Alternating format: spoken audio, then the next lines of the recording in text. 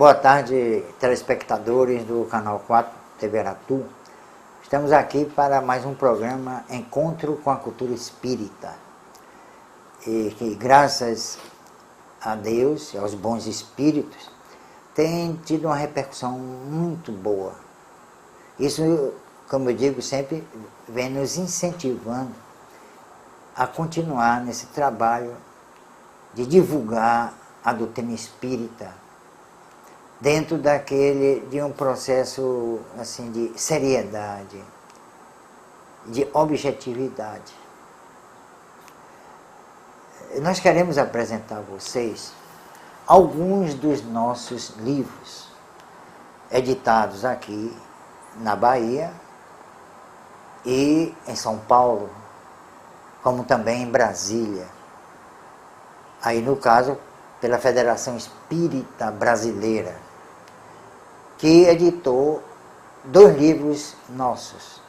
Este aqui, das profecias à premonição, esse aqui, e as mulheres médiuns.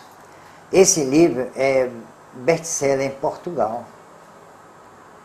Aqui nós reunimos quase 100 mulheres médiuns em todo o mundo.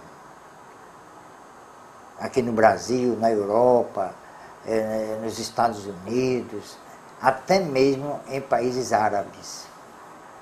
Então, não é biografia, é uma biografia, uma mini biografia, e os trabalhos que cada médium realizou sob a supervisão de ilustres pesquisadores, até ganhadores de prêmio Nobel,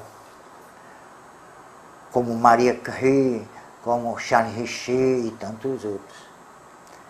Então esse livro é um livro de pesquisa. Eu encontrei muito material, não aqui no Brasil, mas na Europa, para a confecção desse livro. Ele foi editado pela Federação Espírita Brasileira, já está na 3ª edição.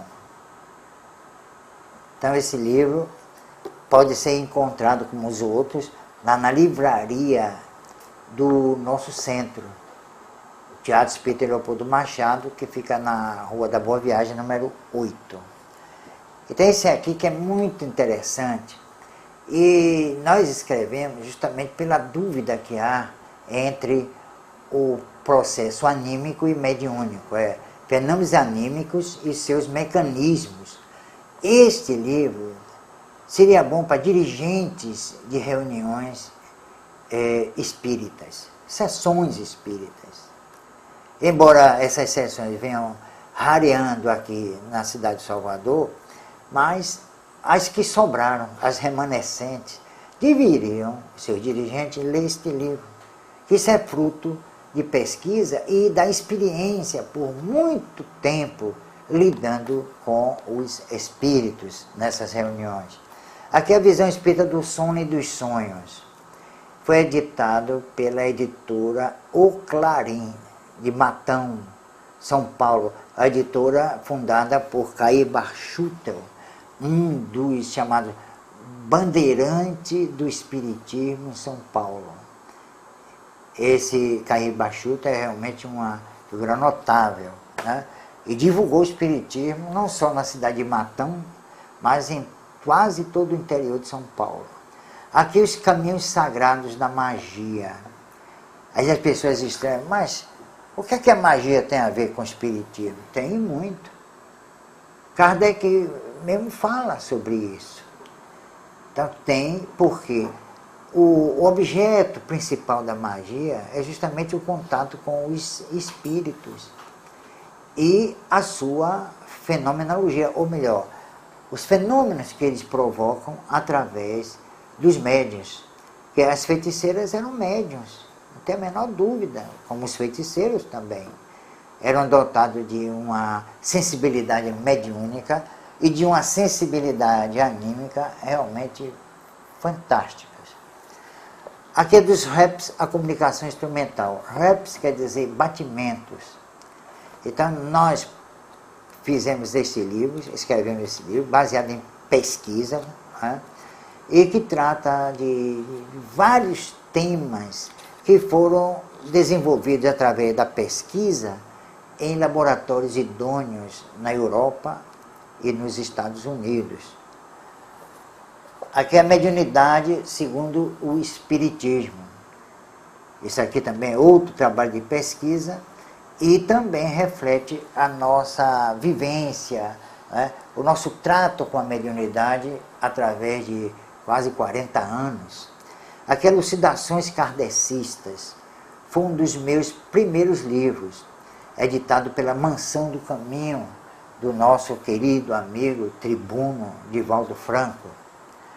Aqui o Perispírito, Natureza, Funções e Propriedades. Este livro vai ser objeto de um seminário lá no Teatro Espírita Leopoldo Machado, no dia 23 de julho. Nós vamos fazer um seminário e os temas aqui abordados serão desenvolvidos pelo pessoal estudioso e expositor da casa. Aqui é Espiritismo e Magnetismo. Kardec disse uma coisa interessante. Para se conhecer o Espiritismo, há de se estudar o magnetismo. Então esse livro é toda a história do magnetismo através do tempo, até a época de Kardec e além de Kardec. Aqui nós temos o Túnel e a Luz. Esse, por sinal, esse foi editado em São Paulo. Esse título foi sugerido por Jorge Resine, um dos maiores pesquisadores ainda vivos da doutrina espírita, ou melhor, dos fenômenos espíritas. Ele investigou a mediunidade de Francisco Cândido Xavier, a obsessão e seus mistérios. Esse livro já deve estar aqui é a 4ª edição, está na 6ª edição. E vende muito, pelo menos em São Paulo, e aqui também. E é interessante conhecer esse livro, porque a gente faz um desdobramento do processo obsessivo através do tempo e atingindo até a nossa época. Porque a verdade é essa. A obsessão é epidêmica. Hoje em dia é uma espécie de epidemia. Centenas de pessoas chegam lá no centro justamente com esses processos, com processos obsessivos terríveis. Aqui a dor, a luta e o recomeço. Esse é um trabalho em que nós estamos expondo as nossas visitas feitas nos hospitais, sanatórios, etc., convivendo com a dor diretamente, com o sofrimento. E aqui há depoimentos interessantes. Vamos ao nosso intervalo e voltaremos já. Não saiam daí.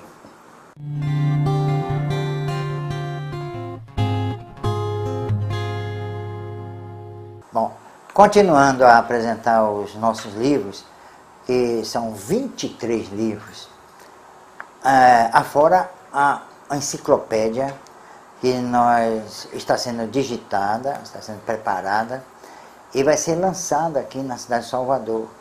Ela vai ter mais ou menos umas 1.400 páginas, né? Naquele formato, né, enciclopédico. São muitos verbetes, são mais de 800 verbetes, e tudo ligado à filosofia, à ética, ao espiritismo, à parapsicologia, psicotrônica, psicobiofísica, e aí por diante. Os assuntos são muitos, mas todos correlacionados. E eu quero apresentar a vocês esse livro que sempre causou muita polêmica, já está na 3ª edição, A Bíblia e seus Absurdos. Muita gente até me condena, ou me condenou por ter escrito esse livro. Mas acontece que o que há aqui dentro está na Bíblia. Aqui não inventamos e nem aumentamos. Há até fatos hilariantes na Bíblia, principalmente nos 5 livros atribuídos a Moisés. Dizem até que ele não escreveu os 5, que no segundo ou terceiro ele teria desencarnado. Há muita controvérsia a respeito deste livro. Afirmam que a Bíblia seria assim o livro mais importante da humanidade. Me permitam dizer que eu não acho isso, muito pelo contrário. Por que eu botei aqui absurdos? Porque há verdadeiros absurdos na Bíblia. Vejam o que Leon Denis, um filósofo, um pensador francês, seguidor assim, fiel do pensamento kardecista, disse a respeito da Bíblia ou do Velho Testamento. Eis aqui, Deus é apresentado na Bíblia sobre aspectos múltiplos e contraditórios. Dizem-no o melhor dos pais e fazem-no desapiedado para com os filhos culpados.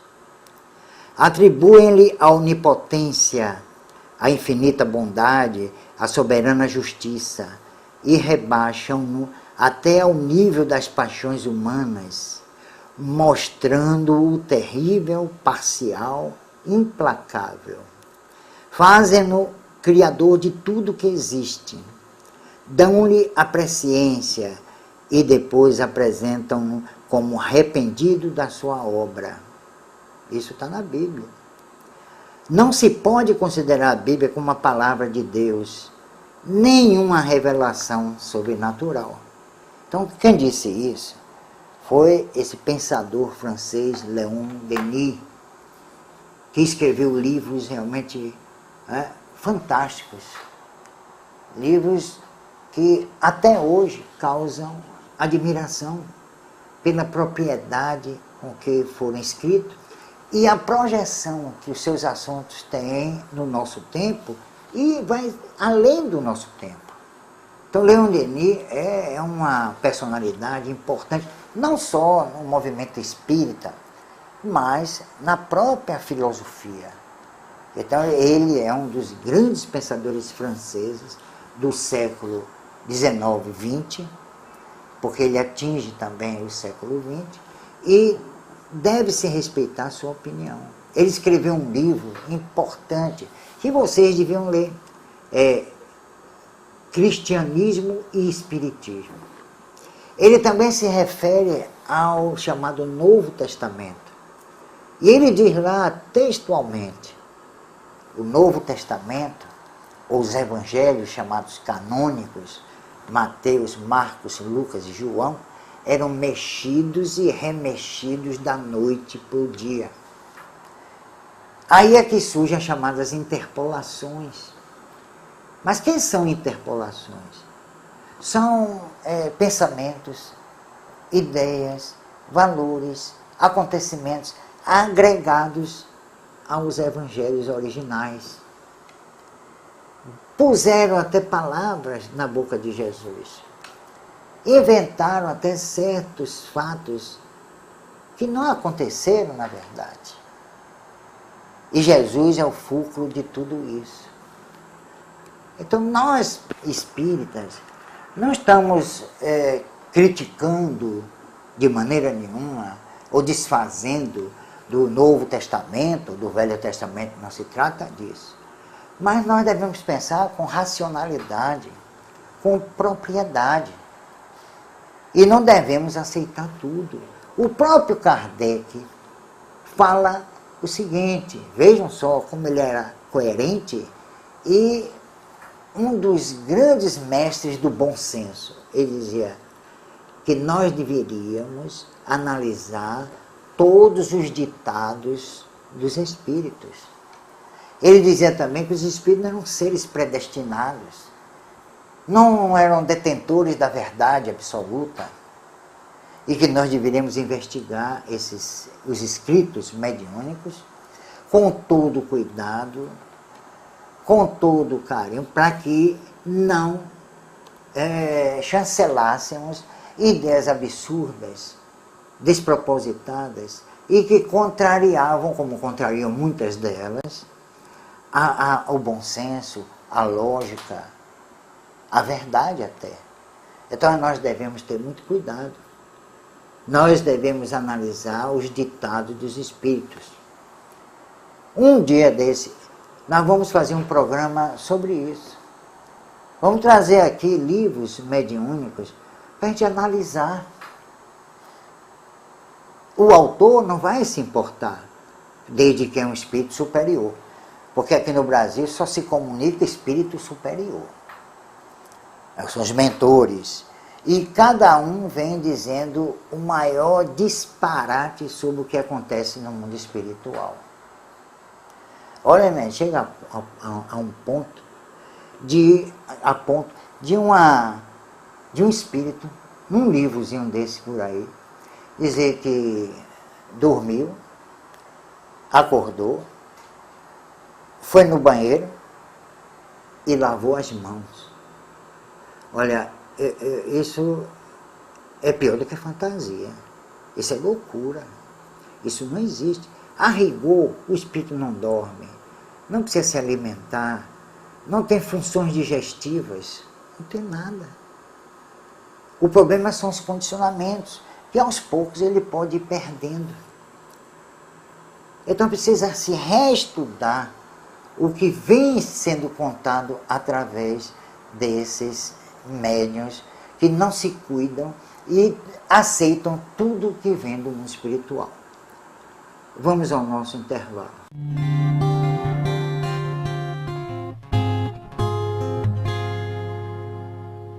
Voltamos à presença de vocês, lendo um trechozinho desse livro, A Bíblia e seus Absurdos. Um trecho sobre o bezerro de ouro. Prestem bem atenção. Enquanto Moisés estava ocupado conversando com Deus no Monte Sinai, que há até uma dúvida histórica se ele esteve ou não no Monte Sinai, Arão, seu irmão, o traía, atendendo aos reclamos do povo, que queria adorar outros deuses. Mandou que arrancasse os pendentes de ouro das orelhas das mulheres e homens e fundiu um bezerro, edificando-lhe um altar onde o povo ofereceu sacrifício. Está em Êxodo 32, 2 e seguintes.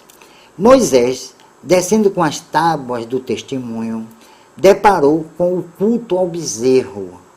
Ficou enfurecido, quebrou as tábuas ao pé do monte, tomou o bezerro e queimou-o ou derreteu, já que era de ouro. Depois ordenou uma generalizada matança. Foram 3.000 homens chacinados por ordem de Moisés, com a aprovação de Deus. E nas tábuas da lei, Deus, com seu dedo, escreveu: não matarás. Arão, irmão de Moisés, foi poupado. Tráfico de influência na Bíblia. Agora vamos às nossas perguntas. As perguntas estão aqui. Vamos à primeira. Bernardo, seu programa é um marco. Obrigado. Muitos criticam devido ao hábito de ver o espiritismo como capa para programas humorísticos, onde rir é indispensável, instruir-se pouco provável. Um abraço. Você tem razão. Muita razão.